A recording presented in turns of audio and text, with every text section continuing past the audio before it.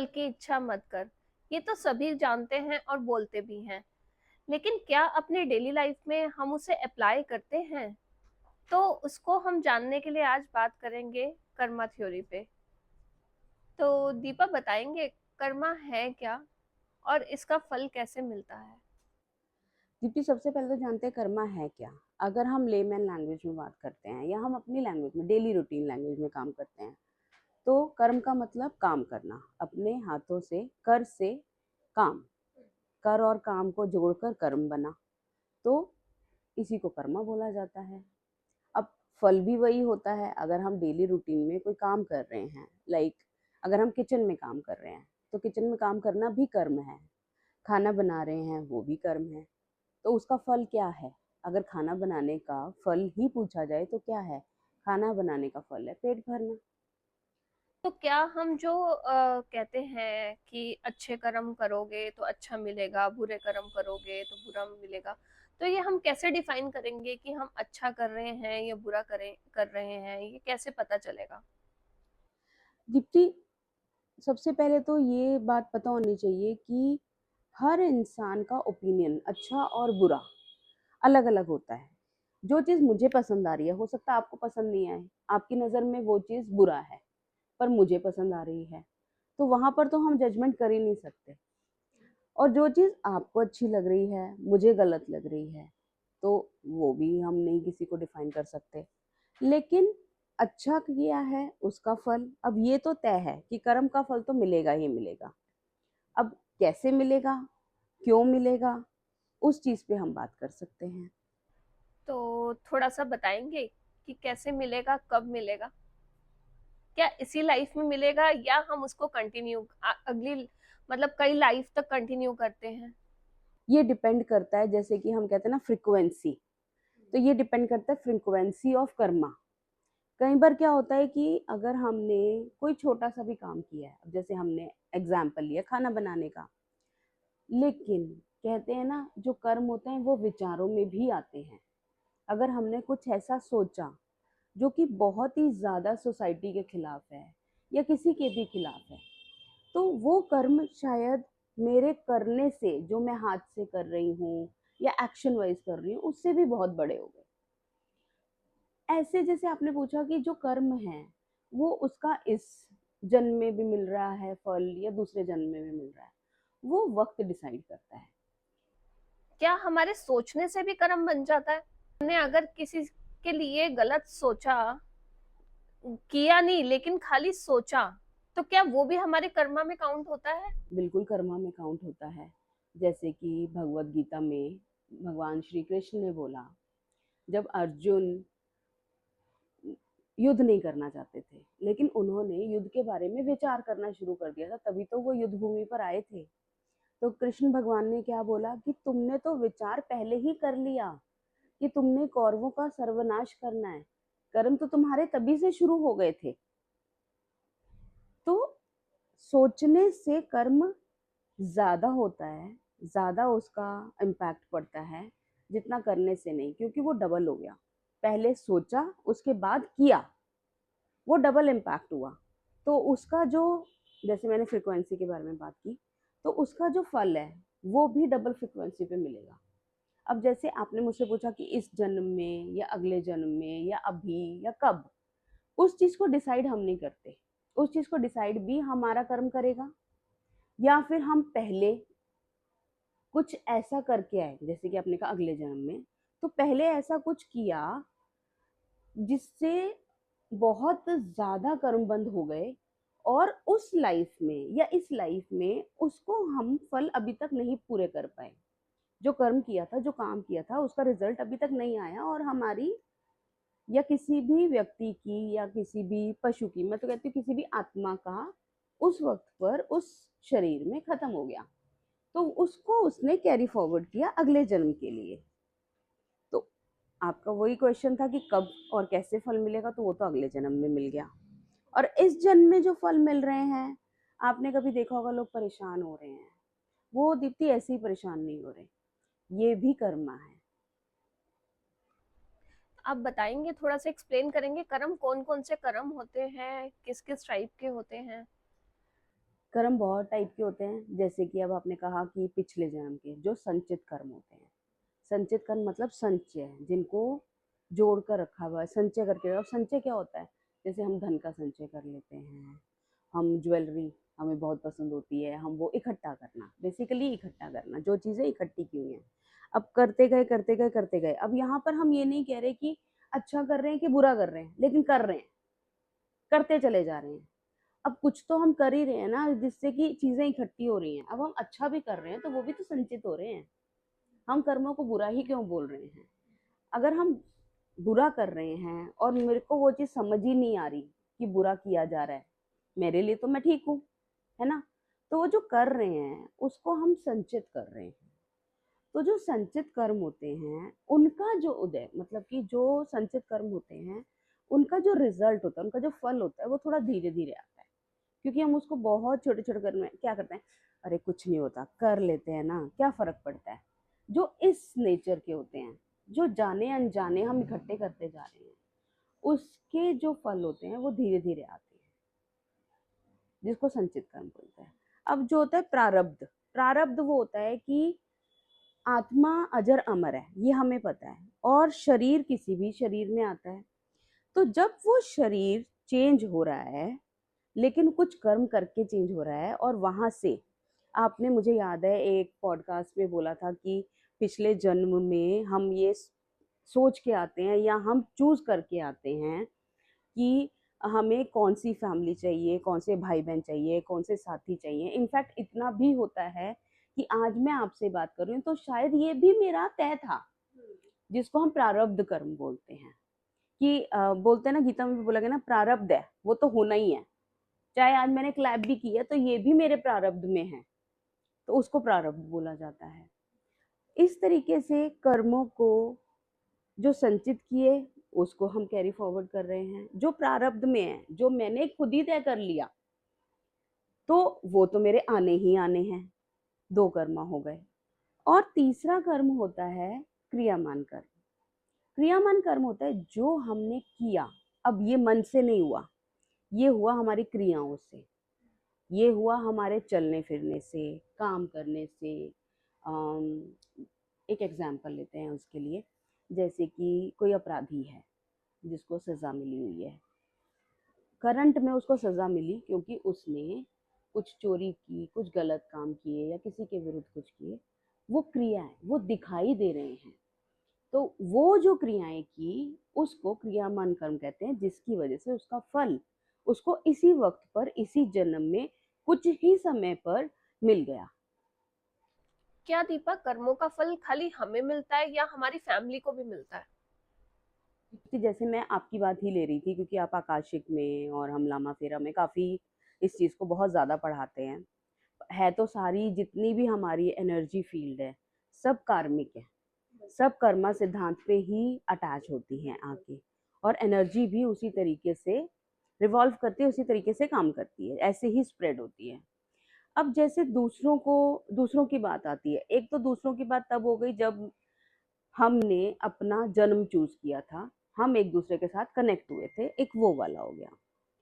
दूसरा, अगर हम छोटी लेवल पे, छोटा बहुत समझने के तौर पे काम करते हैं, जैसे मैंने किचन का ही एग्जांपल लिया, उसी को आगे जाते हैं। अब किचन में खाना मैंने बनाया, लेकिन खाया सबने, और उनको एनर्जी मिल रही है, एक सिंपल सिंपल सी लैंग्वेज है। लेकिन अब जहाँ पर हम अच्छे बुरे को डिफाइन कर, जज करने लगते हैं, सबसे पहले तो मुझे लगता है कि जज करना ही नहीं चाहिए।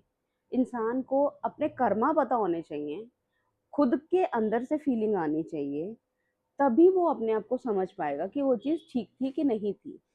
अगर सामने वाला कहता है कि तुमने गलत कर्म किया या गलत काम किया, तो सम टाइम ये चीज़ें ट्रिगर करती हैं, ईगो को हर्ट करती हैं। तो छोड़ दो उसको वहाँ पर। मैं हमेशा बोलती हूँ कि उस चीज़ को वहाँ पर छोड़ दिया जाए, उसको सोचने दो उसने गलत किया कि सही किया। हम सही और गलत करने वाले कुछ नहीं होते।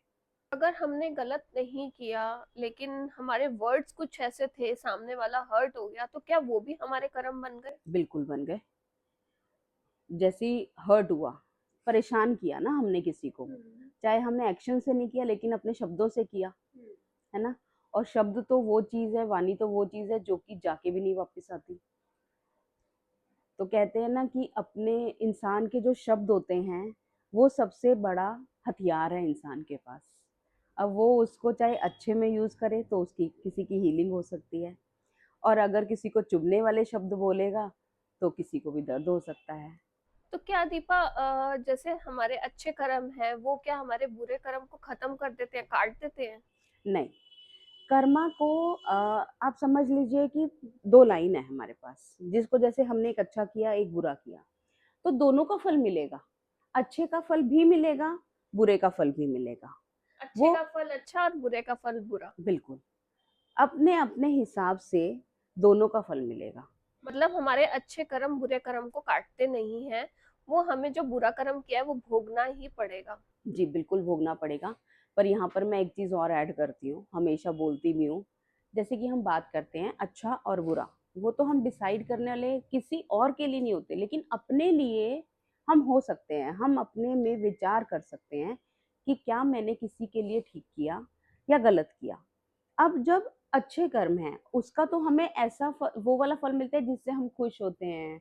कुछ चीज़ें होती है जो हमें मिल गई हैं, कुछ चीज़ें ऐसे होती हैं जो हम कई बार बोलते हैं ना कि आज तो कुछ और भी मांगते तो मिल जाता, ये भी मिल गया। मतलब हैप्पीनेस, जो जो भी चीज़ें हमें हैप्पीनेस दे रही है वो तो अच्छे का फल है, और जो चीज़ दर्द दे रही है वो बुरे का फल है। सीधी सी बात है। लेकिन जब बुरा कर्म फल तो मिल रहा है, अगर उसको हल्का करना चाहते हैं तो हम फॉरगिवनेस ज़रूर इसमें ऐड करते हैं। फॉरगिवनेस का मतलब ये नहीं कि क्षमा मांगना है, क्षमा करना भी है। क्षमा करना भी हमारे कर्मों में ऐड होता है। तो जो हमारी फैमिली बनती है क्या वो भी कर्मों के हिसाब से बनती है, पास्ट लाइफ के कर्म, या फिर वो नई फैमिली बनती है? नई फैमिली तो इस जन्म में बनी ना, लेकिन जो हम पिछला चुन के आए। नहीं, मेरे कहने का मतलब है जो सोल है, हाँ। जो अभी नए उसमें शरीर में आई है, तो क्या वो सोल सारी पुरानी सोल्स वही सोल्स हैं जो पहले फैमिली थी जिनके साथ हमने कर्म किए अच्छे बुरे, या फिर नई नई सोल्स के साथ हम अटैच होते हैं? ये तो आप मुझसे ज़्यादा तो शायद आप बहुत अच्छा एक्सप्लेन करते हो इस चीज़ को, लेकिन फिर भी कोशिश करती हूँ। जैसे जो पिछली सोल्स हैं वो कुछ हमारे साथ आती हैं, कुछ नई सोल भी हम लेके आते हैं अकॉर्डिंग टू, अगेन फिर वापस से कर्मा के अकॉर्डिंग, कि जो पिछली कर्मा जो रह गए, जिनके साथ हमारा लेखा जोखा रह गया, वो तो हम लेके आएंगे।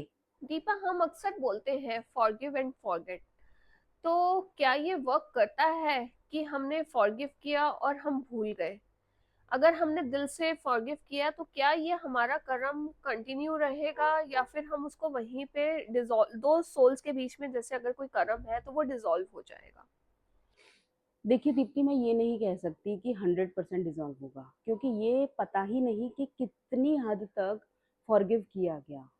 क्योंकि ये चीज़ मैंने बहुत जगह पर देखी है, क्योंकि मैं भी इंसान हूँ और चीज़ें देख रही हूँ, समझ रही हूँ चीज़ों को। तो जब कर्म है वो किया गया, अब जैसे अपने फॉरगिवनेस में बोला कि अगर फॉरगिव कर दिया और फॉरगेट कर दिया तो क्या डिसॉल्व हो गया? जहाँ पर 100% एक्सेप्टेंस है, जहाँ पर 100% फॉरगिवनेस है और रियल फॉरगेट है, तो शायद डिसॉल्व हो गया। लेकिन चीज़ें आपने देखा होगा, हम जिसको जब हम फॉरगिवनेस की प्रैक्टिस करते हैं तो चीज़ें तो याद रहती हैं, लेकिन वो उतनी तकलीफ नहीं देती। चीज़ें भूलना आसान नहीं है, लेकिन फॉरगिव करके उसको कूल डाउन करना बहुत आसान है। प्रैक्टिस के साथ तकलीफ होती है, कॉर्ड कटिंग भी करते हैं, प्रैक्टिस भी करते हैं, लेकिन जब फॉरगिव कर चुके होते हैं ना, तो पूरा डिसॉल्व ना होके ना बहुत सारा डिसॉल्व हो जाता है, बहुत सारा।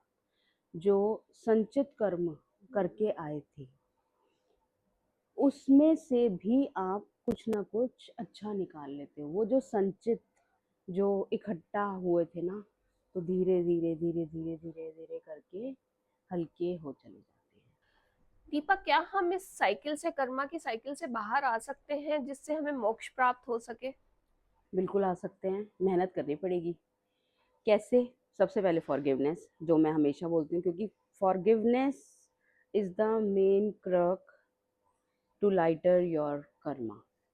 जो भी पिछले, अब से पहले या किसी भी जन्म में कर्मा किए, काम किया, किसी के लिए अच्छा किया तो दैट इज गुड, पर किसी का बुरा किया जिससे उसको हार्म हुआ, जिससे उसको क्षति पहुंची या सोचा भी, तो उन सबको हल्का करने के लिए सबसे पहले फॉरगिवनेस करनी पड़ेगी, क्षमा याचना करनी पड़ेगी, क्षमा मांगना भी पड़ेगा, और जो जलन, जो बदले की भावना लेकर आए, उसको भी छोड़ना पड़ेगा।